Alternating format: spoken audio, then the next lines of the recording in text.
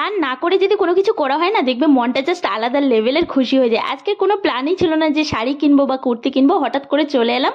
আর এখানে এত সুন্দর সুন্দর শাড়ি পাওয়া যায় যে কি বলবে। এর মধ্যে দুটো শাড়ি আমার পছন্দ হয়ে গেছে, কোনটা নেব বুঝতেই পারছি না, এতটাই কনফিউশন হয়ে গেছি। তারপরে একটু কুর্তি দেখলাম, আর এই চুড়িদারটার কালারটা দেখো জাস্ট অসাধারণ, হাতের কাজ করা, কত সুন্দর লাগছে। এখানে দারুণ দারুণ কুর্তি আছে। তারপর কুর্তি আর শাড়ি নিয়ে চলে এলাম খাবারের দোকানে। এখানে এসে একটু কোল্ড ড্রিঙ্কস খেয়ে নিলাম, কারণ আমার প্রচণ্ড পেটের প্রবলেম হচ্ছে, তার জন্য আর কিছু খেলাম না। আর বাড়ি আসার সময় নিয়ে এলাম একটু চিকেন। আর চিকেনটা লবণ, হলুদ, লঙ্কার গুঁড়ো, তেল আর লঙ্কা দিয়ে ভালো করে একটু মাখিয়ে নিলাম। তারপর যা যা মশলা লাগবে সব কিছু দিয়ে একটু ভালো করে কষিয়ে নিলাম, আর একটু কষাও খেয়ে নিলাম। কষা খেতে আমার দারুণ লাগে। তারপর রাতে ডিনার করতে বসে গেলাম। আজকে ডিনারটা তো জাস্ট জমে যাবে, লাল লাল ঝাল ঝাল চিকেন, আর সাথে আছে ডিমের তরকারি। আর লেগ পিসটা জাস্ট দেখো কতটা বড় আর এতটা জুসি যে কি বলবো। আমার তো দারুণ লাগলো। তোমাদের কেমন লাগলো অবশ্যই জানিও। আর কারা কারা লেগ পিস খেতে ভালোবাসো?